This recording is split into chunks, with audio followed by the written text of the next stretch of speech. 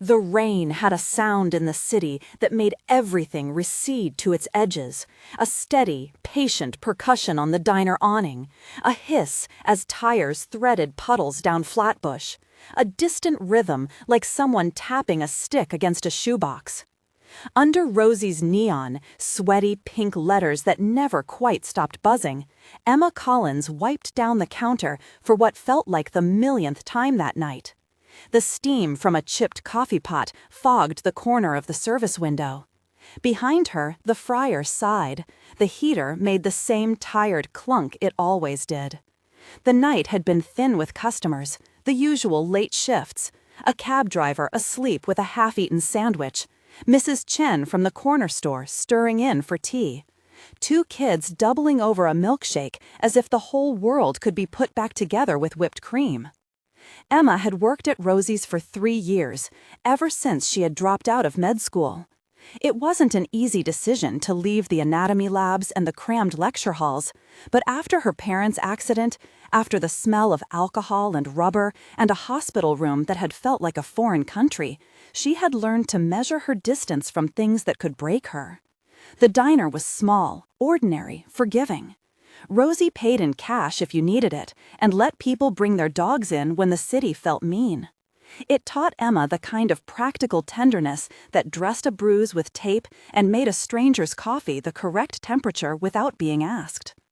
The alley behind the diner smelled like wet cardboard and fried oil, with a sharpness of something chemical from the dumpsters. Emma was taking the trash out because Rosie had insisted. Less mess to attract mice, she always said, when the light shifted. For a second, she thought it was the strobe of a cop car. Then she saw the figure slumped against the brick, a dark jacket seeping like someone had set a pour-over on fabric. He had a baby car seat beside him, another small bundle cradled in his arms. The sound that came from him was not a sob, but something like someone trying to keep the world together with his teeth. "Jesus," Mrs. Chen said from the doorway, voice small in the rain. Rosie, a tower of a woman with a patchwork apron, hovered, apron string slack, her face doing that furious sort of calculation she always did when trouble walked in. Emma's med instincts lit like a match. Check airway, control bleeding, get them warm. She remembered the crispness of clinical protocols, the calm lists you say to yourself when bodies are not abstract. Her hands moved before her thought were fully formed. She knelt. The closer she came, the sharper the smell. Copper, the city, the rain. The man was awake, eyes bright and bloodshot, pupils uneven. He clutched a baby to his chest with one arm, his fingers flexing like somebody trying to keep time with a pulse. "He shot," Rosie said, which was not the same as telling anyone how. "Oh my God." "Call 911, Emma said, though her voice sounded distant, like someone describing a scene on a stage. Mrs. Chen fumbled for her phone. Rosie shouted for the manager on shift. The man looked at Emma then, and she felt the absurd vertigo of being seen without a narrative to hang on. He was handsome in a tight, rough way, prominent jaw, hair gone from the temple in a way that made him older than the stubble gray on his cheek. The babies, one asleep, one fussing, were tiny, stubborn in their smallness, a pinkness to their knuckles. He mouthed something, and Emma had to lean in. "Don't move them," he said. His voice was a rasp. He looked exactly as if a part of him had been eaten by darkness, the kind of exhaustion that sits in the face for a long time. His jacket was dark at the side, the fabric congealed, and a red smear tracked down his ribs. Emma's hands were steady. She slid her scarf under the baby's head and tucked the other into her jacket. "They're warm," she told him. "You're bleeding. Can you press?" He did, fingers going to the jacket as if instinct still worked in him. He pressed with a practiced pressure, someone who had done it under worse conditions. Emma felt his fingers, calloused, steady, and something in her tightened. Medical training wasn't entirely gone.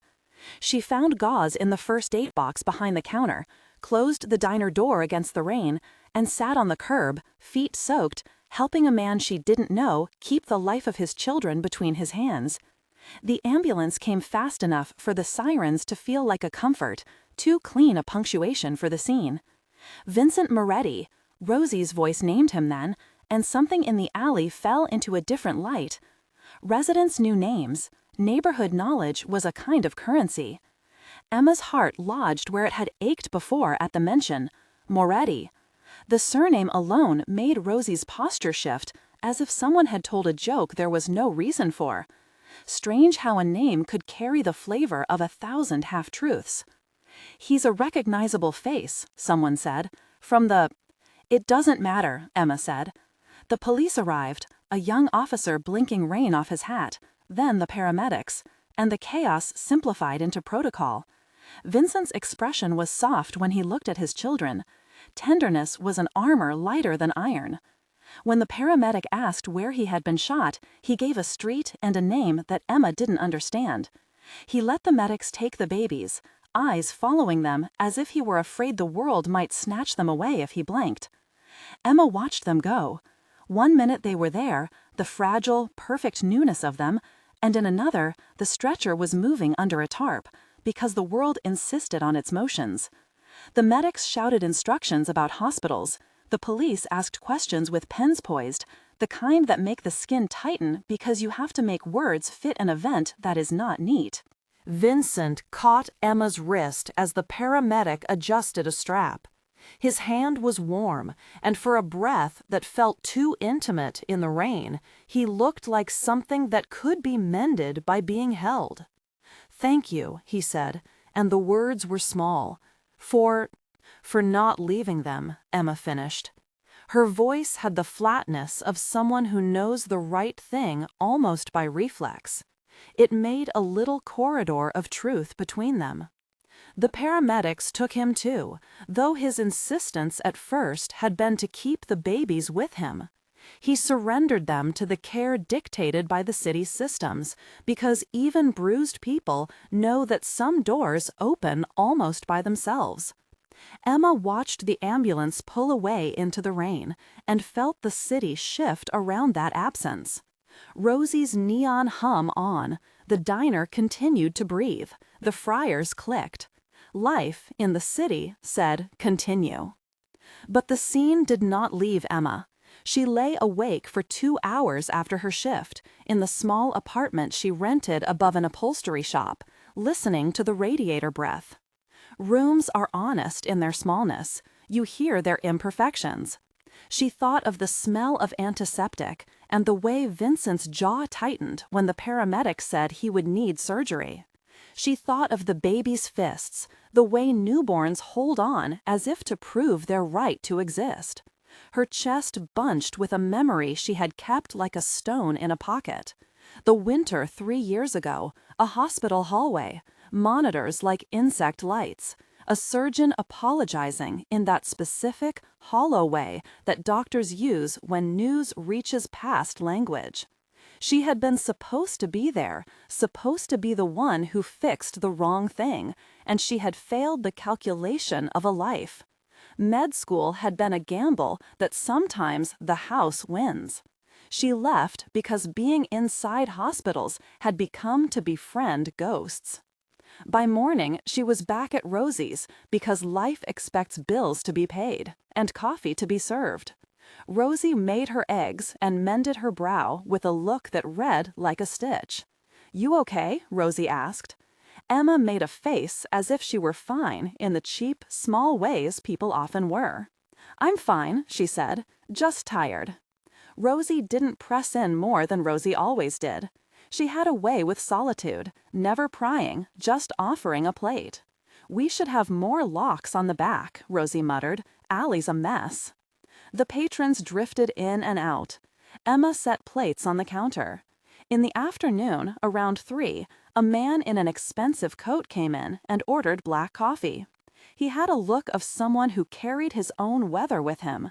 Polished shoes like sails, eyes that scanned the room like a man orienting to shore.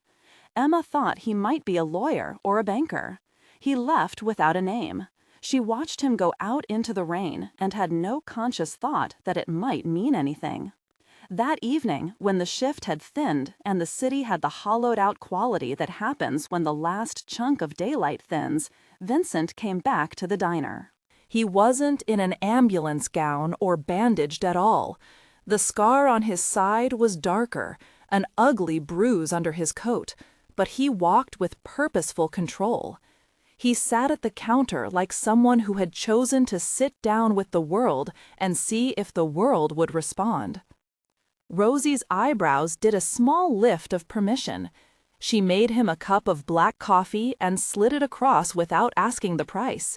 Emma watched as he held it, both hands cupping heat. The babies were not with him. He carried their absence like a folded map. "I need a favor," he said, words low as if he were speaking to the plate. His voice had a steadiness that made people stop noting the tremble in it. "I need somewhere for them to sleep tonight." Emma's first sharp answer was practical and immediate. There are rules, there are protocols, there is a hospital.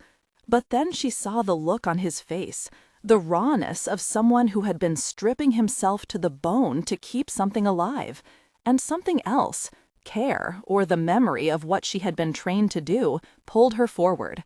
It was not heroism. It was the sort of fatigue that makes you give a piece of bread to a child because the child is eating and the bread is there. "You can't bring them here," she said. "But there's a clinic on Myrtle that—" He shook his head. "Not there. Too close. They're not safe there." Emma thought about the hospital's nightly rhythms and how it made a block of bureaucracy of everything human. She thought, too, about the hollow of someone who had given up being a father in a way and now wanted to hold on to it with everything. She thought about her parents and the dryness of regret that had followed. Her voice had the small corroded edge of someone who'd given herself a rule book once and found the rules sometimes wrong for the people in front of her. "You can stay in my apartment," she said, before she had fully decided. It was impulsive in a way that made her stomach lurch afterward.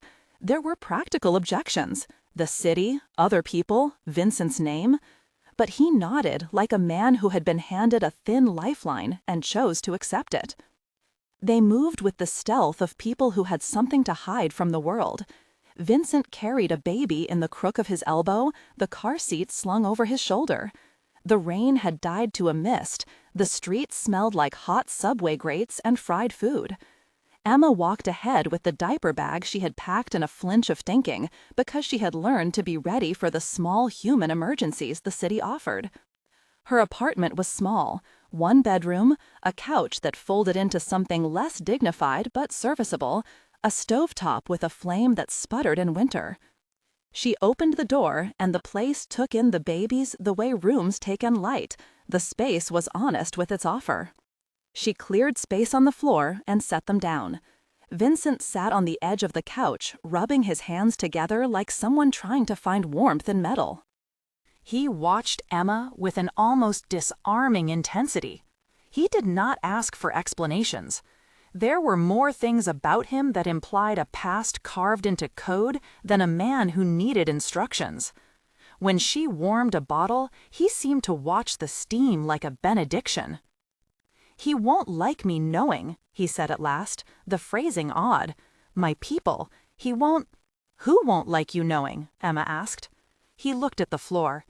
"The men who run the family. They keep to themselves." The way he said it made things fall into shape without giving them names.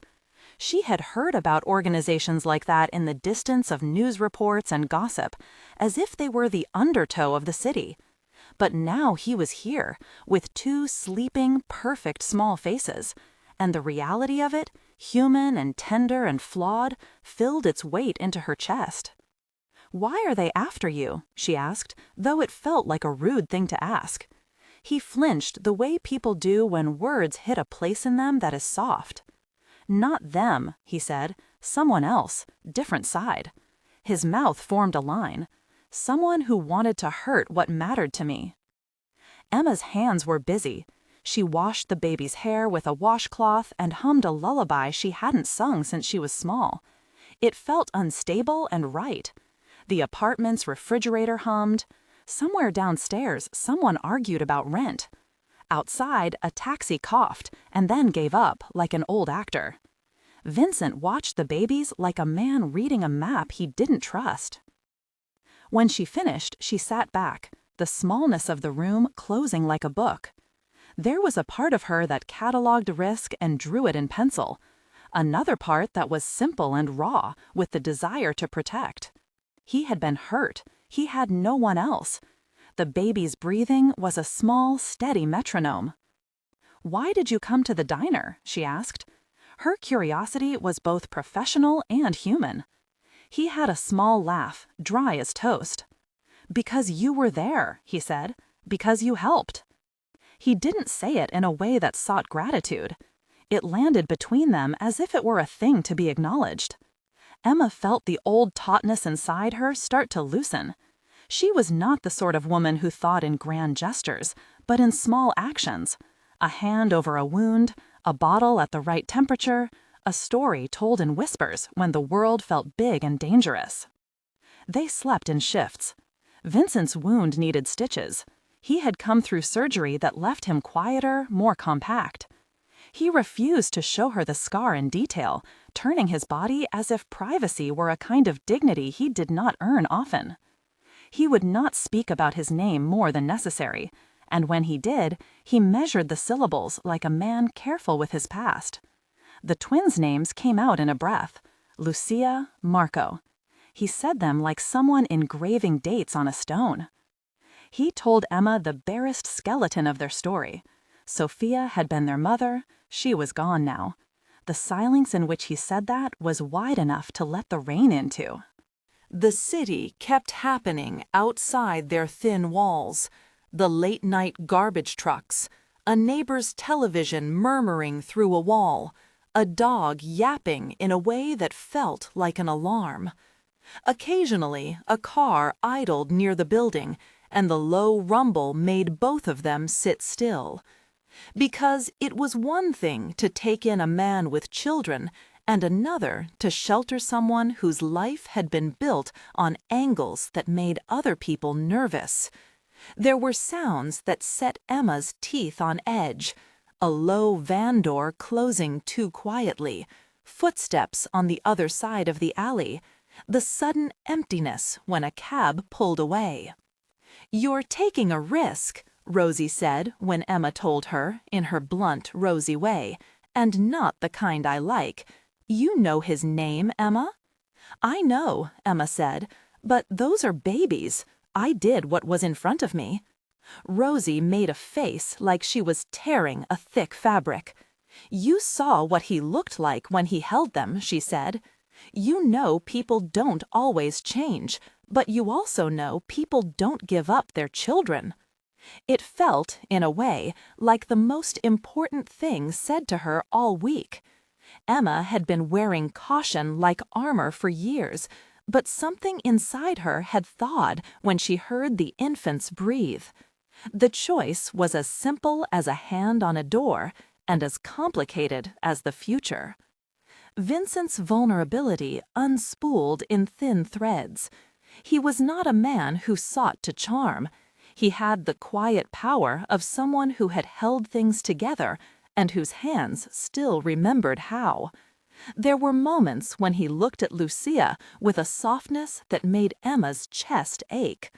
Once he took a spoon and tried feeding Marco cereal, an ill-matched spectacle of mustached concentration and clumsy tenderness. Emma laughed then, quietly, the sound blending with the hum of the refrigerator. It was soft but true. There were things to be taught, hands to be steadied. And then the other sound arrived, a phone call that painted the room with a new kind of light. It came as a vibration at the edge of the couch. Vincent's hand went for it like a reflex. He hesitated as if the sound itself could wound. The screen read a name he didn't bother to hide. For a breath, he seemed to decide whether the conversation had a place in this space of fragile domesticity. He answered. "He's at Rosie's," the voice said on the other end. An outdoor voice, A man's voice that had the flatness of someone reading off information. The kids. Keep them quiet. Don't do anything. There was a pause. There's word. They saw the sedan last night. Vincent's jaw worked. He looked at Emma, and the blood left her face in a slow, furrowed drift. She watched how his hands curled, his knuckles whitening like the chalk of a map.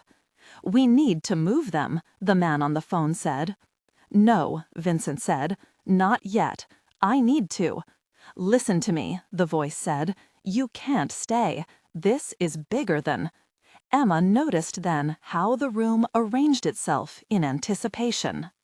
The babies slept on a blanket in a way that made the world tilt into absurd, miraculous balance. Vincent's fingers, those same hands that had been so steady when he held them outside the diner, closed into a fist and then opened. He turned the phone face down on the coffee table, a gesture both small and close to ceremonial. "We leave soon," he told Emma quietly after he hung up, "but not yet. They need rest. I need to make arrangements." "Would it help if Emma started. She had been a med student and had the chops to help patch up wounds. She had the capacity to move a plan into action small enough to be useful. Vincent's lips quirked in a way that made Emma register the small gravity. "You already did what you had to," he said. "You gave them warmth." "That seems like not enough," she said, because saying it felt like admitting something too heavy to hold. He smiled then, and it was more private than the rest of the room. "It's enough for now." But there were other noises now.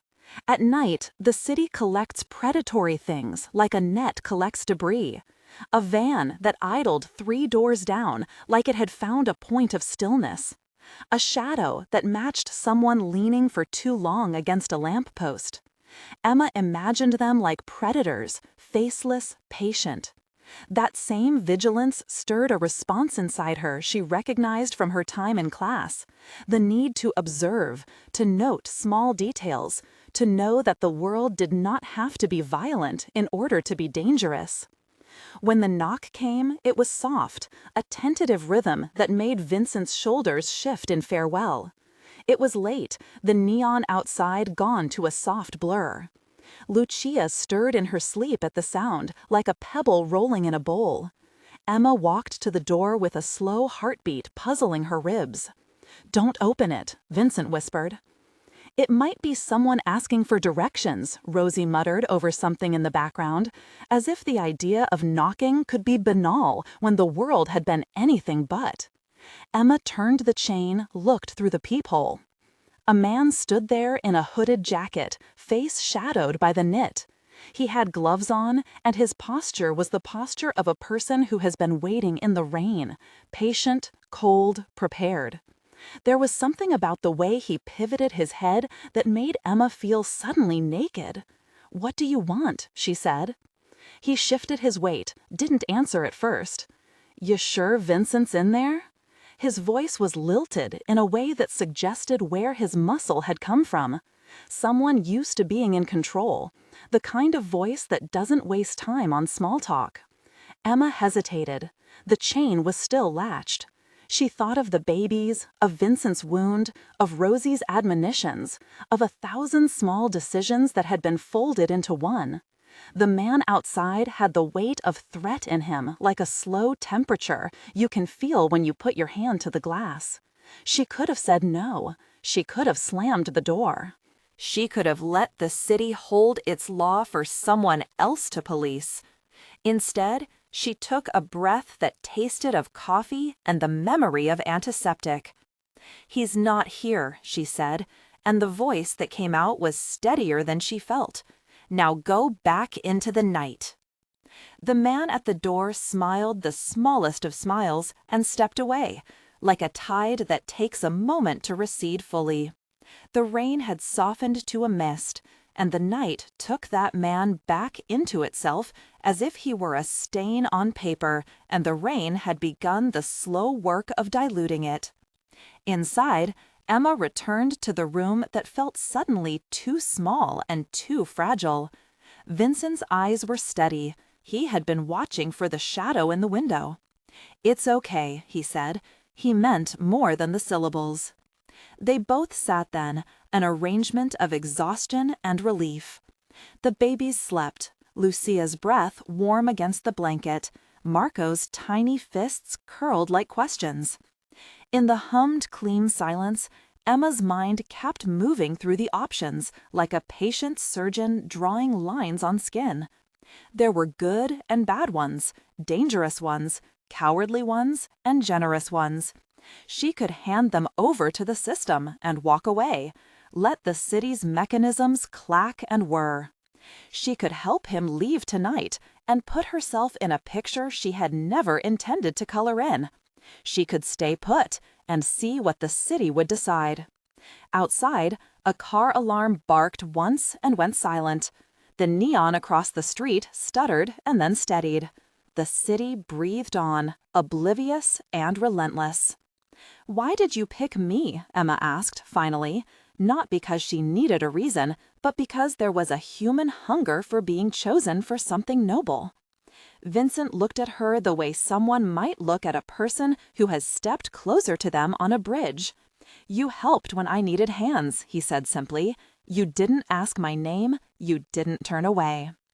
Emma thought about the long, ragged thing that is kindness, how granular and risky it is. She thought about the way her life had been rearranged around small acts that had no promise of return. She found herself understanding him in a way that made her uneasy, understanding how a man could be tethered to a past full of choices and yet find himself in a bathroom at 2 a.m. whispering lullabies he didn't remember learning. "How old are you?" she asked aloud, a question that felt oddly domestic in the middle of everything. 38, he said. He looked older in the precise places that living hard makes you older. His hands had the map of someone who had been given responsibility and rose to it in ways the city didn't always applaud. There was a pause where they both listened to the baby's breathing. Emma's resolve was a slow, careful thing. She wanted to do the right thing, but for people, right was often braided with guilt and fear. "I'm going to help," she said, and it felt like the most significant lie or the most honest truth she'd told in months. She didn't yet know what that help would cost her. She only knew what was inside the room. 2 sleeping people who had no control over the mess of adult life, and why, in every small marrow of her being, she couldn't stand the idea that they'd be left alone to face whatever storm the city had decided to send. Someone knocked again, this time harder, more insistent, a sound that made the floorboards echo. Emma stood. She could see the reflection of both of them in the window. 2 figures negotiating the world's edges. "Don't answer that," Vincent said, but his voice had shifted. There was urgency threaded through it now, something closing like a trap. Emma's hand went to the chain. The moment had the density of a decision. The room smelled of bottle-warmed milk and the faint copper of old rain. She slid the chain aside, and in the space of the beep of a distant siren and the breath of the babies, she opened the door. Outside, the man was different. There were others behind him, in the shadow, like a slow reveal. The rain flattened their faces and blurred the outlines. The city made them anonymous. One of them spoke, voice soft but with an edge like a knife. "Vincent," the man said, "we have to talk." Emma realized then that whatever life she had known had shifted into a different hemisphere. In the brief flash of flashlight, she saw the faces that came to be the city's more dangerous currency. Careful, patient, the kind you don't want leaning on your threshold. Vincent stepped forward, like someone taking his rightful place in the world, but his hand dipped involuntarily to the scar at his side. The world was not cruel in a single way. It was cruel in many small, patient ways. He looked at Emma then, and in that look there was something like an apology and something like a request. "Go to the back," he said quietly to her. Voice a rope thrown across the gap. Take them into the bedroom. Lock the door. Keep them quiet. Do not let them see the babies. Emma hesitated for no more than 2 breaths. She had the small grain of clarity that people sometimes get when something higher than fear decides for them. She picked up Marco, then Lucia, with the carefulness of someone who had taught herself to cradle things gently. She moved them back into the bedroom, shut the door, and slid the bolt. She could hear the voices move into the apartment's small throat like animals circling a tree. Her pulse was a rapid metronome as she sat on the edge of the bed, the twins asleep against her chest. She could hear the muffled conversation through the wall, low, flat sounds of negotiation. It seemed absurdly domestic and terrifying to be a human being in a room with sleeping infants while men negotiated in another room about things that would change the map of their lives. She thought of motherhood as a series of small decisions, one after another, and how each decision might have a long tail. When the door opened again and Vincent's figure filled the bedroom doorway, he looked like someone who had been walked through fire. His eyes were the outline of a man who had relearned tenderness in the middle of violence. He knelt, close enough that she could see the fine white scar at his collarbone, and kissed Lucia's tiny forehead like a benediction. "Thank you," he said again. It wasn't flattery. It was a simple truth, the kind that makes a knot of the throat. Emma breathed out. "What happens now?" He leaned back, his shoulders heavy as if some unseen thing had been draped on them. "We leave," he said, "tomorrow. There are people you don't want to meet. Tonight we survive the night." Outside, the rain had picked up, as if to hide the world with a curtain. The men in the other room spoke in low currents now, bits and pieces that drifted like leftover snow, plans, names, warnings. Emma could tell that things had been decided that night that would ripple into other lives. She looked at the babies again. Lucia's eyelids fluttered. Marco made the tiniest of sounds. In that fragile domestic bubble, there was a promise and a risk braided together like 2 threads in a rope. Emma felt the tug of both. She had chosen to stay in the kitchen when most people would have left. She had chosen to be the hands that warmed bottles. She had not chosen the consequences that might come from that choice. Vincent stood then and looked down at her like a man who had been given a map and not all the roads were legible. "If you still want to help, if you can, tomorrow we go. If not, I will find someone else, but I can't find someone else who will take them like you did." She thought of the nights she had lain awake after the accident that took her parents, of wrists trembling with the knowledge that sometimes the only thing you can do is the small, compassionate thing. She thought of the cost, of what leaving might mean. She thought, too, of Lucia's face, the honest, unassigned face of a life that had not yet been measured by any ledger. The moral calculation in front of her was not abstract. It was the raw arithmetic of living. "Okay," she said finally, the word small and loud at once. "We'll leave tomorrow." He lowered himself onto the chair, and for a moment the whole room felt like a fragile, human arrangement. He reached for her hand, and their fingers met. It was a gentle, almost ceremonious contact, not a promise of romance yet, but a promise of something else, mutual recognition, an alignment of purpose. It was intimate in a way the city had not permitted them for a long time. They arranged things quietly, covering the windows, setting out spare clothes, making plans in the small, precise language of people who understood how to turn uncertainty into something manageable. Emma's body remembered 1,000 small domestic tasks. Vincent's hands trembled when he patched a diaper and steadied when he held a bottle. The 2 of them slid into an awkward domesticity, spooning cereal at midnight, checking the baby's breathing, talking in whispers about directions and people they would not name. Outside, the van waited like a patient animal. Inside, a city kept turning, unaware of the private constellations of choices that bent lives. Emma lay awake with Lucia against her chest and thought about the future as if it were a fragile teacup. It could be held, it could be dropped. She felt, too, a strange new warmth in her ribs.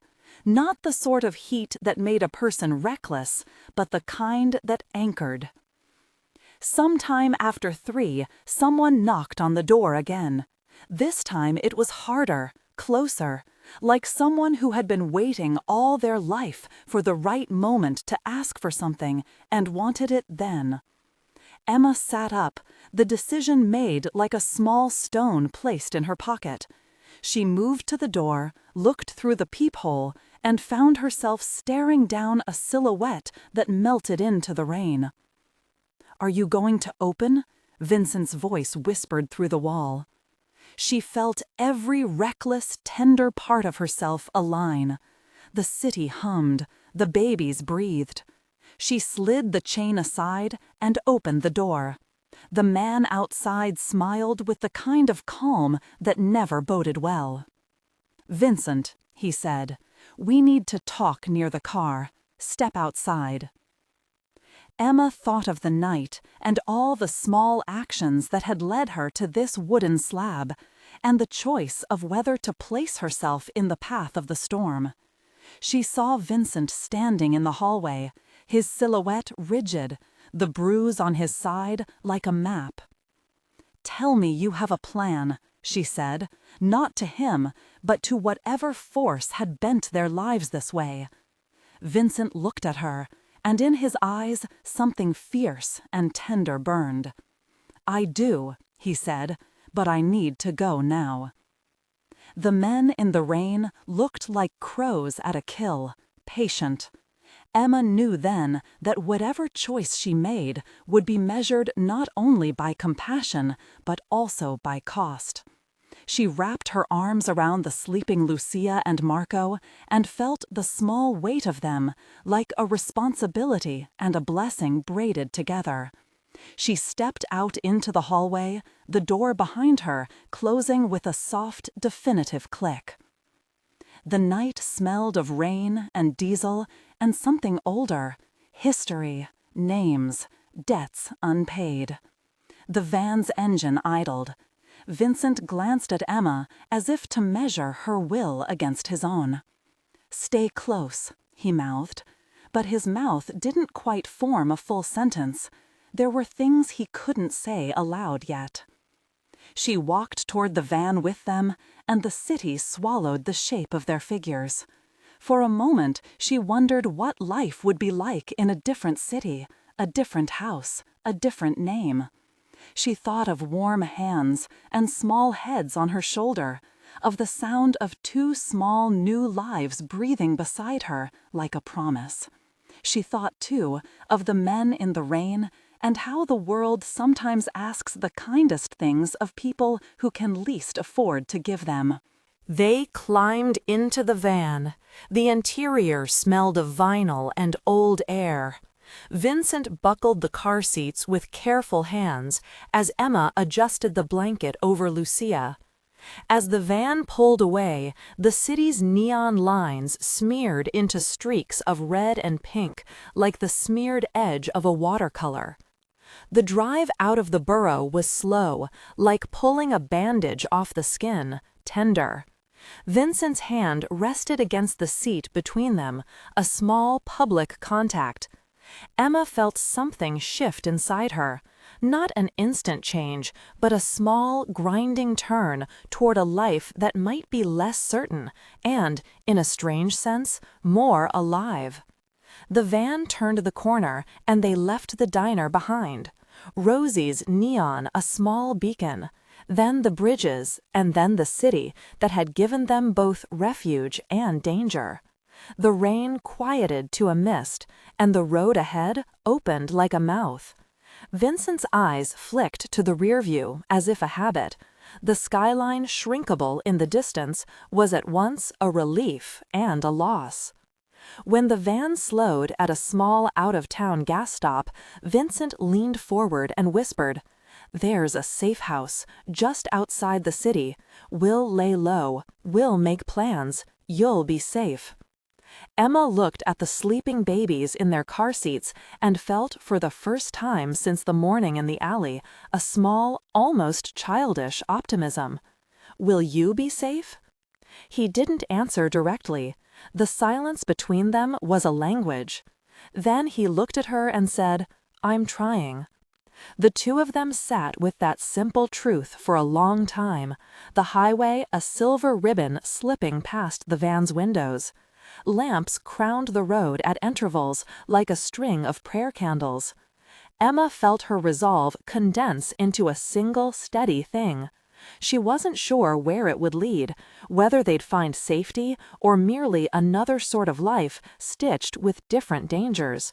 She only knew she had walked into the night with two sleeping children and a man with a complicated past, and for reasons she couldn't or wouldn't fully explain, she did not regret it. When the van rounded a bend and the city fell away, a thread of sunlight, an impossible thing on a rain-driven night, started prying apart the clouds in the east. The neon of the diner was a tiny, receding postcard. In the van, someone shifted, one of the babies whimpering slightly, and Emma put a hand on the plastic handle above the window and whispered a foolish, steadying benediction she had never meant to believe in. "Keep breathing," she murmured to Lucia and Marco, as if the sound of her voice could hold the world in place. Vincent caught the corner of it and gave her a look like a man who had been given air. Outside, the highway unrolled. Ahead, a life would be made of choices small and brave in ways neither of them could yet predict. For now they had each other and the two small, breathing anchors of the morning. The road pushed them east, away from the diner, into the escaping light. The future was not clear, only the present, a fragile human act of carrying through the dark. A distant siren wailed once and then faded, a note long in the air. Emma thought of the alley and the neon and Rosie calling out her name like a prayer. She thought of the way kindness had found a place to root in her when she had almost decided it couldn't. The van rolled on, the twins sleeping again, and for one small bright breath she let herself feel that maybe, just maybe, the world could be rearranged by two people deciding, at last, to risk everything for the sake of a child's life. The safe house sat 2 miles down a gravel lane, a squat cottage half swallowed by hedgerow and dark trees. Its windows were low and small.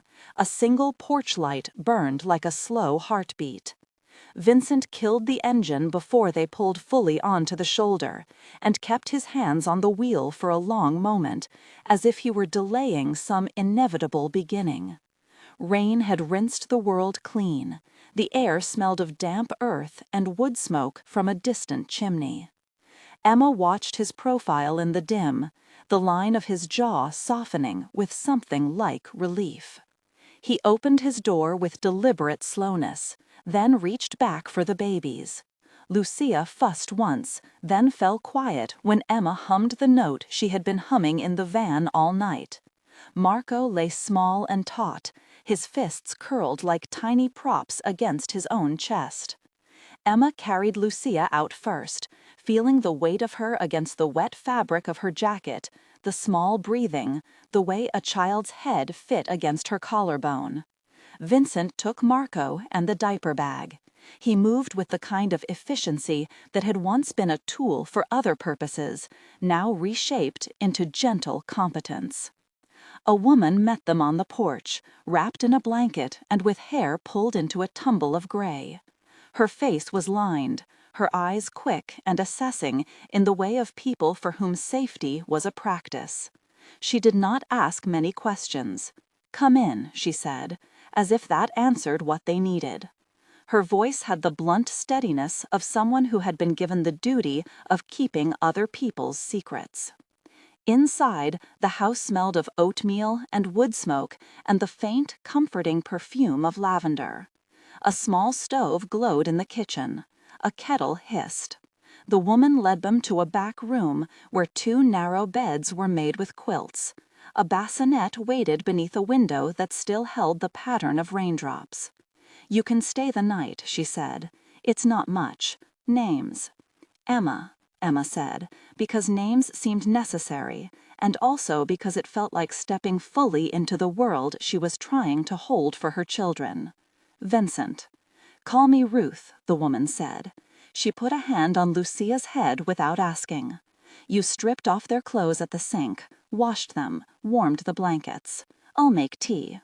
There was no theater in her hospitality, no questions asked that could be used as knives later. She moved through the house like someone who had practiced reparation for a long time.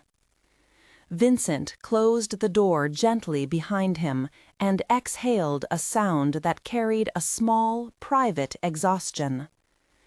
Emma sat on the edge of one of the narrow beds and unlatched Lucia's car seat.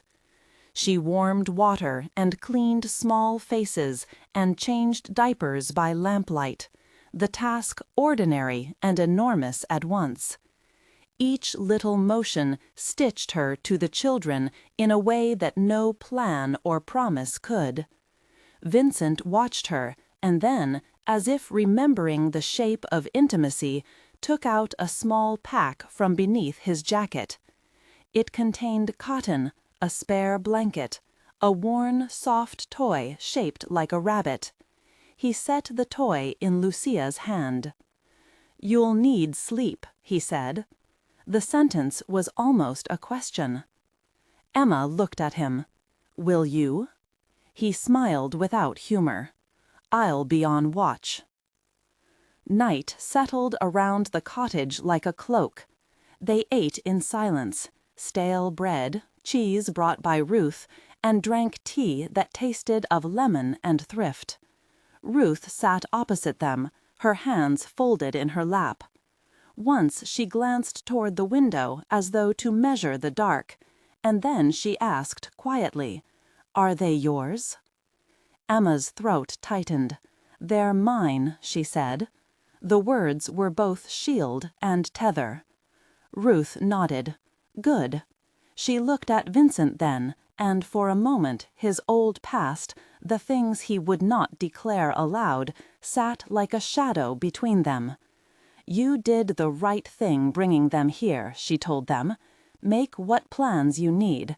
No one knows this lane but me and the baker in town, and he minds his own." They slept in fits and small shifts. Vincent rose as if pulled by a thread, moved to the window, and looked out into the bloom of black. Emma pretended to sleep so she could listen to the cadence of his breathing. When the babies whined, small, hungry negotiations with the night, Vincent was steady, passing them between his arms and hers, an exchange as old as parenthood.